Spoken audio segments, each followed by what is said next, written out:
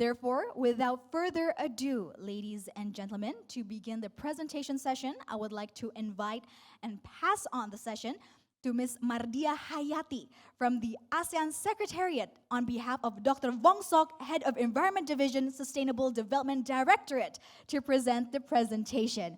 Ms. Mardiah Hayati, the time is yours. Please give a round of applause for Ms. Mardiah Hayati.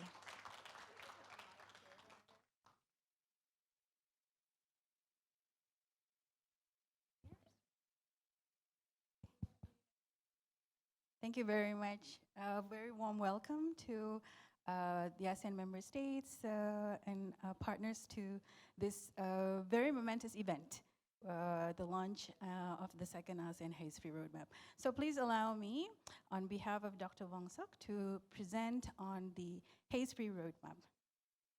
Next slide, please. Sorry, could we have the slide on? Thank you.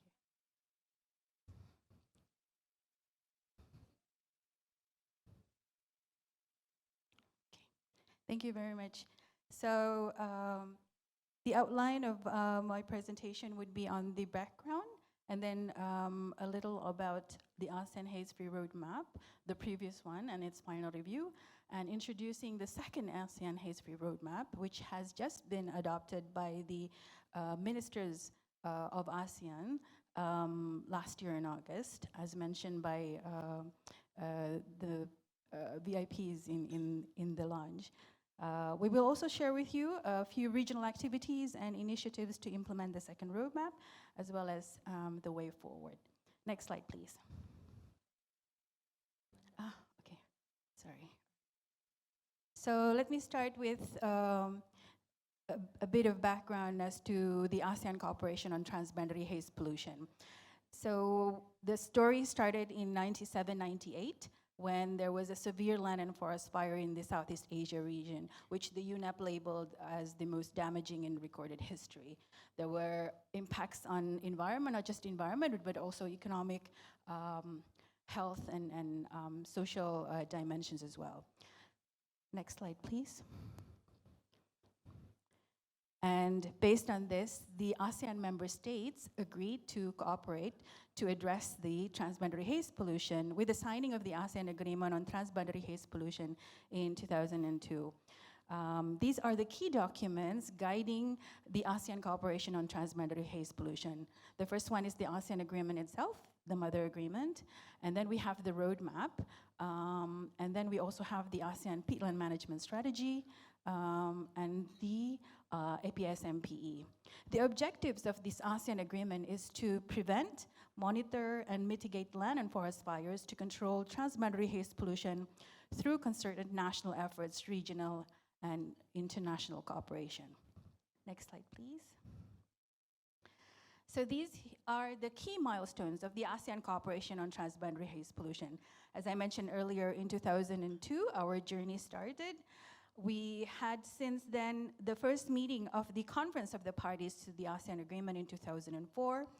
2006 and 2010, the sub-regional framework was established. The sub-regional framework comprises of the Northern ASEAN region, or what we call the TWG-MSC Mekong, as well as the Southern ASEAN region, or what we call TWG-MSC. In 2013, the ASEAN Task Force on Peatlands was established. We had our first ASEAN Haze-free roadmap in 2016, and the final review was in 2021-2022, which then informed and recommended the second roadmap.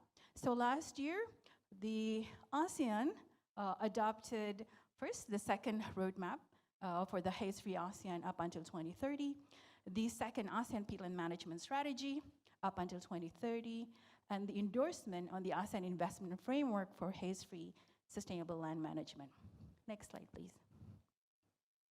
So in the ASEAN Haze-free roadmap, the previous one and its final review, what it is it serves as a strategic framework for the implementation of the Haze Agreement itself. Back then, the vision was transboundary haze-free ASEAN by 2020 through regional transboundary haze pollution in which regional transboundary haze pollution is eliminated through intensifying collective actions to prevent, control forest and land and forest fires. So the findings from the final review of the previous roadmap suggest, among others, that it had supported the regional policy and decision making. It generated interest on ASEAN and the cooperation on haze. It functioned as a regional operational hub on the management system of ASEAN's transboundary haze pollution, among others. Next slide, please. Based on these findings, as well as recommendation, including the shortcomings that there were, the second roadmap was developed through various consultation meetings with the partners, with member states, and in consultation with the partners, and supported by the MAFSA program. So the vision now is to have a transboundary haze-free ASEAN by 2030 through effective implementation of collective actions at the regional, sub-regional, national, and local levels to prevent and control open burning from agriculture, land and forest fires, including peatland fires. Next slide, please. I think you have with you some of the interim copies of the roadmap.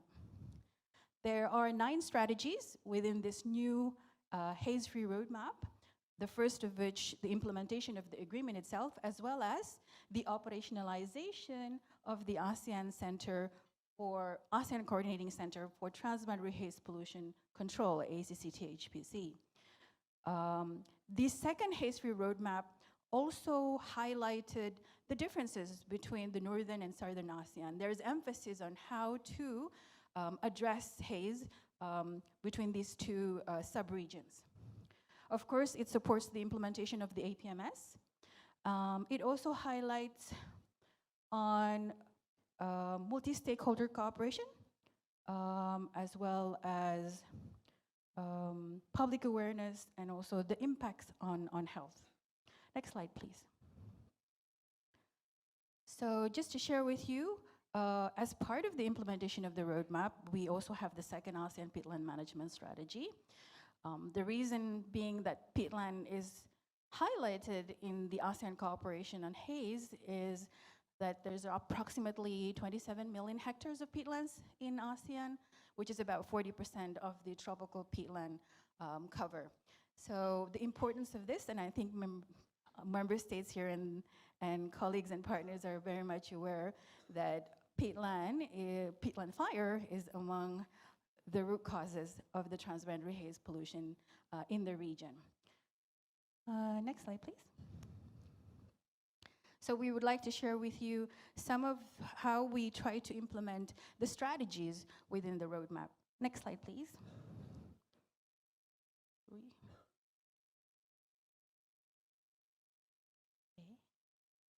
Hang on. How do you say it?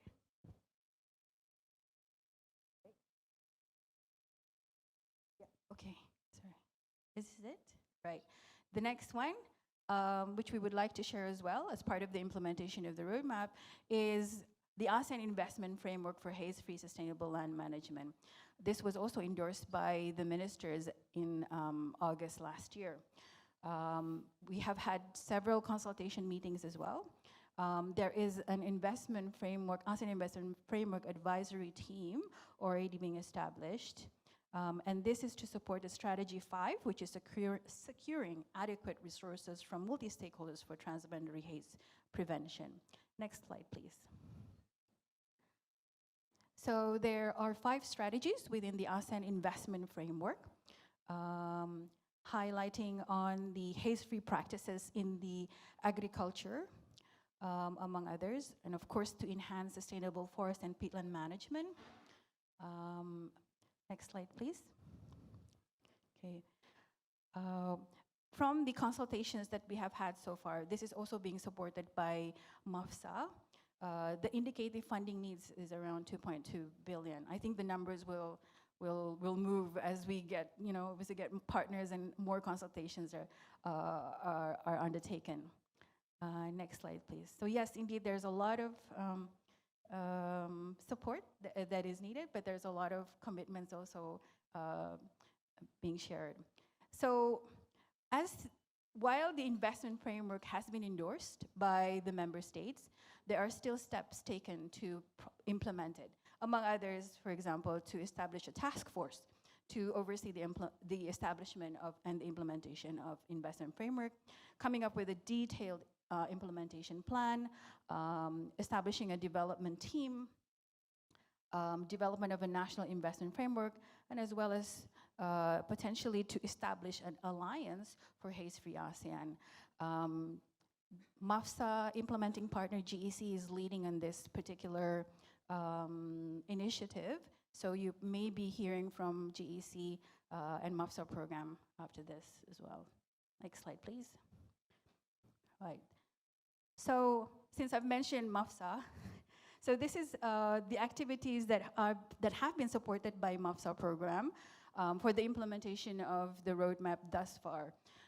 So MAFSA, funded by IFAD, is being implemented by ASEAN Secretariat, C4, and GEC.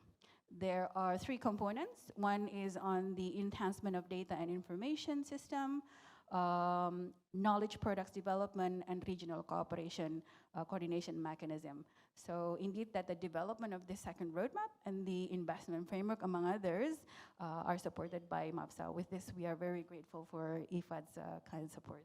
Next slide, please. The next one, the other ongoing project that we have is the sustainable use of peatlands and haze mitigation in ASEAN, or the SUPA program. This is being supported by the EU government and co-financed with the German government. There are 3 work areas focusing on the regional level. One is on the regional level, the other one is on the national level, on the implementation of the peatland strategies, as well as pilot projects in Indonesia and Malaysia. So as you can see here, the activities and how it correlates to the strategies of the roadmap. Next slide, please. We would like to also share with you that we have a dedicated ASEAN Haze portal. This is also being supported by MAFSA program.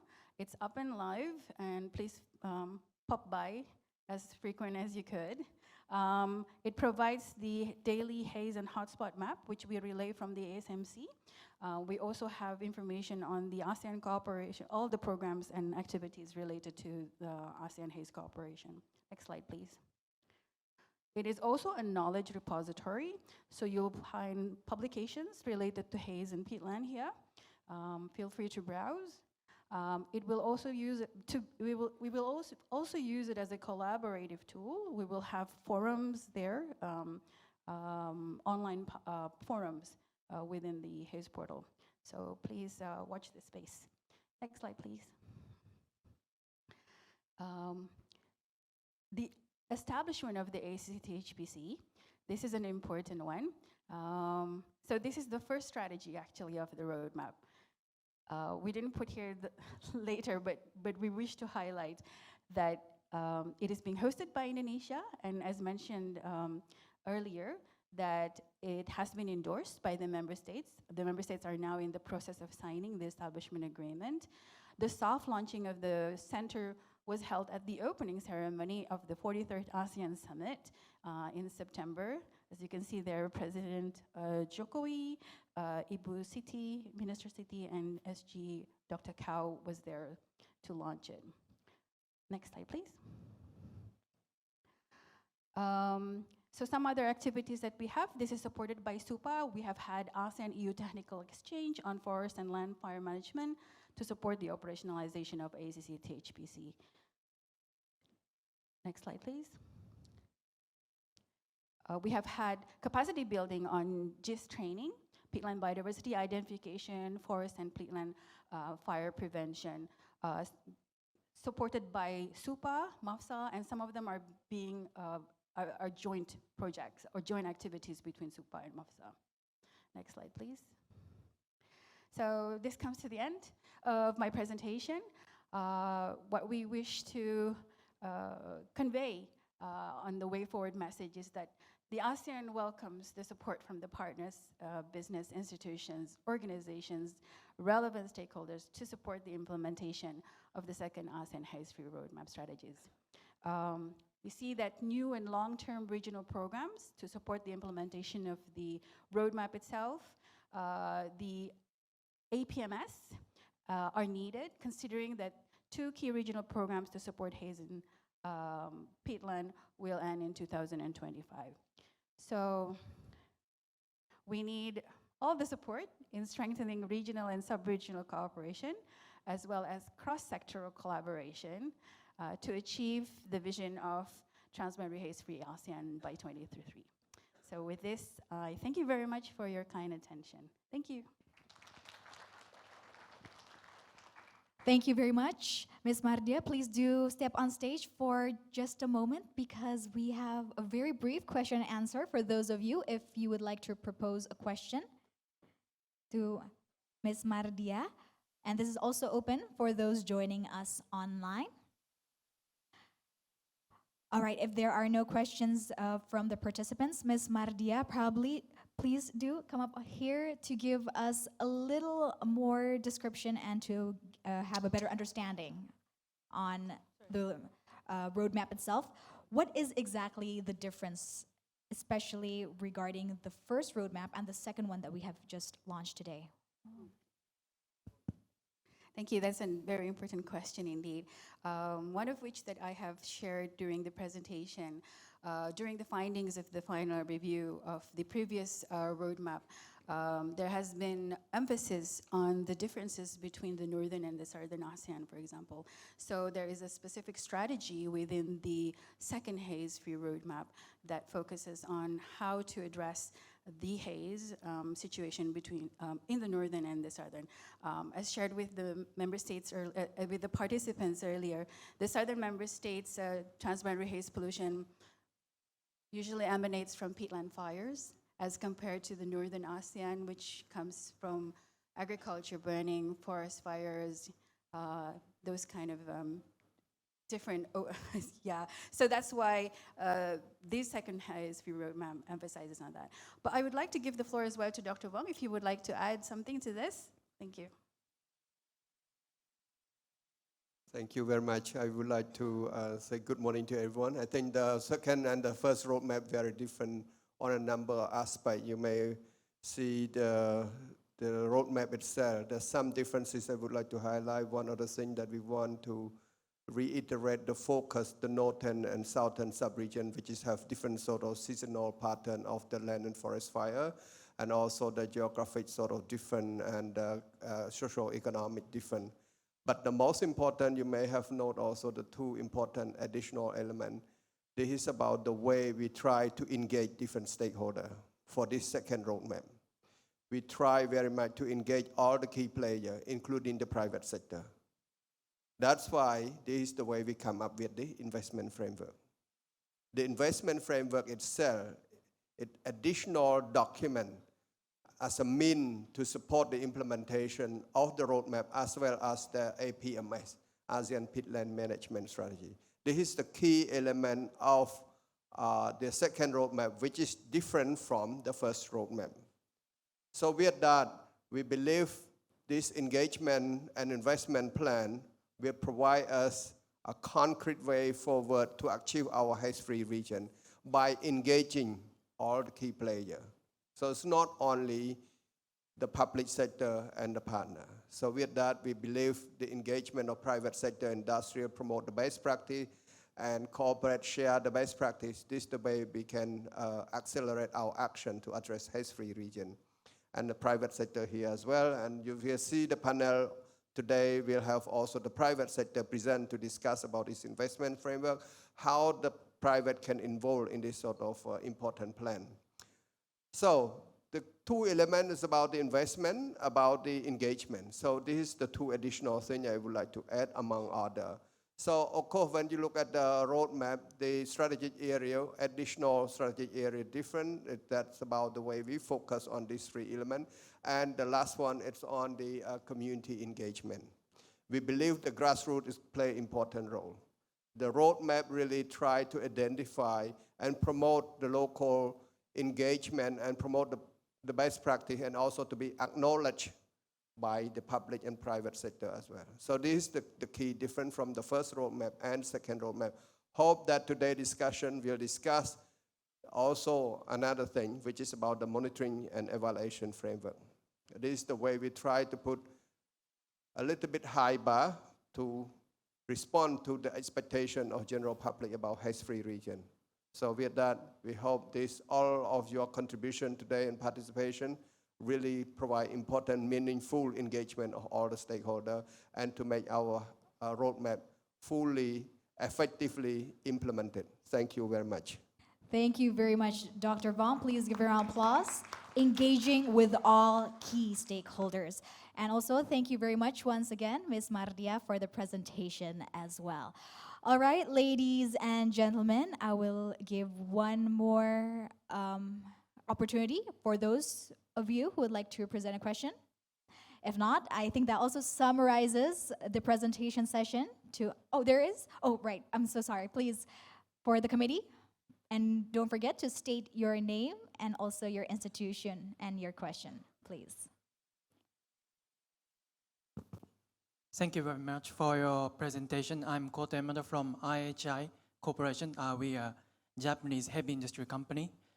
We are now working with Sumitomo Forestry, Pakato, to prevent the forest fire and peat fire in Indonesia. So we are now preparing some monitoring system in peatland and AI simulator to predict the groundwater level. However, in this point of view, it would be very helpful if you advise what kind of technology is more required to achieve this kind of roadmap. Thank you so much. Thank you very much. And probably Dr. Vong, you may answer the microphone. What kind of technology can help achieve the roadmap? It's a very good question. I think I'm not really technical people like you expected. We more on the management coordination side. But it's a very important question. I would refer this question to all of you, who you can provide this pertinent response or good answer to his question. That's very welcome to all of you if you have any specific answer. But I think the technology so far, we not really take stock any technologies available. I mean, we have all these experts long-term serving in this area. I hope that at the back of this meeting, you will discuss privately about any sort of technology. But I think technology alone, it may not be successfully. It's the engagement of all people in that sort of process. So with that, I welcome the question, but also encourage you all to share with him, and also you talk to all the key people here. I think this is a great opportunity for you to explore. And with that, I believe the technology so far to control the water level, it's quite question to my knowledge, because controversial somehow, because, you know, different season, different sort of way of monitoring. And I think we have also the people online, like the GEC also, that involve a lot of water monitoring in the peatland as well. So please share any sort of technology available, but also we're looking forward also your feedback. What's the best way forward from your ground experience? Because this is the way we can also share and learn from each other to make it better for the region. So I may not give you a specific answer, but I encourage everyone to respond if any sort of pertinent technology is available. Thank you very much. Thank you very much as well. Dr. Vong, please do stay up on stage, because there is another question, Dr. Vong, and this is from an online participant from Asbadi Saat. And the question is, thank you very much for the presentation, and how can collaboration be made with local researchers and in implementation or action, not only for documents and seminar as well? How can real-life collaboration, especially to local researchers, and implementation or action, not only through documents or seminar, but through what kind of collaboration can be done to achieve real-life implementation and action? Thank you very much. You may see and hear about ASEAN. ASEAN try to support, provide a number of support in terms of information, in terms of best practice, guiding document, and also try to bring people in to discuss and share and learn to resolve all any sort of issue and share the solution as well. However, we may not be able to address 100% at the ground level. So the way we believe, the way we provide support to the member state, particularly through the ASEAN governance system, which is about the ministerial, SOM level, and also the working group level. In the peatland and haze, we have the committee of the party that's in charge, and also the ATAP, ASEAN Peatland Management, ASEAN Task Force team that in charge for the peatland issue. So for that reason, this is the way working group and the task force and the COM level work with all the partners at the country level and the side level. So this is the way we work with the ASEAN member state, and we have this sort of governance system to support, and we believe the process we engage all the key players, this also can replicate by the country to reach out, to work with also the research institution, the local, the community-based organization as well. So this is the theoretical model that we have, and we believe this really provide a robust sort of support. On top of that, from the project program itself and the support of the partner, we have also different level of support. We have regional component, as Mardiah mentioned, like sustainable peatland management. That's the way we have to do at the regional level, what are the key activities at the regional level, but also national level, look at the institutional aspect and policy and capacity. But also, you may have noted the demonstration side of the SUPA. So we also try to extend as much as possible in order to provide a strategic sort of feedback, not only listen to the top, but we also try to understand from the local and the way how we engage. This really provides us enough information for any upcoming design and formulation of project program, especially in reflect to the in consideration of investment framework. The investment framework is not benefit for the region, benefit all, including the community, and also the research institution and community base. So what is needed is need your active participation. So fifth, please feel free to join us and express your interest. Anything that you would like to work with us, please talk to us. We can connect you to the country and to any other partner who can also collaborate or cooperate with you all. Thank you very much. Thank you very much, Dr. Vong, for the answer. And appears there is another question which is wished to be proposed through online. And this is from Mr. Faisal from GEC, who has raised his hand. Good morning. Okay. Yes. Can we open the audio or the microphone? I'd just like to respond to the issues raised by the person from Japan about the technology options, which are mainly required to support the implementation of the roadmap. I'd just like to highlight the three specific areas. Firstly, I think for peatlands, yes, real-time water level monitoring is very critical, especially in the dry season, to verify or to guide measures to keep high water levels in fire-prone as well as other peatland areas. Very critical to be tracking real-time water levels. And if that can be combined with real-time adjustment in water management structures, that is also an improvement. A second area is the tracking of fire presence, whether that is satellite tracking of hotspots, detection and mapping of burn scars, or the tracking of haze. This is also very critical to have near real-time information to share and to give warnings. And thirdly, a very key technology is the use of meteorological data, real-time or near real-time, to calculate fire danger rating warnings and to issue warnings. And a lot of progress has been made by the Malaysian Meteorological Service, the Indonesian Agency for Weather and Geophysical Agency, as well as the Department of National Parks and Wildlife in Thailand, which are issuing real-time, near real-time warnings. So these are key technologies, and support from private sector and others to scale up and to utilize these technologies and warnings is very critical. to advancing the roadmap. Thank you.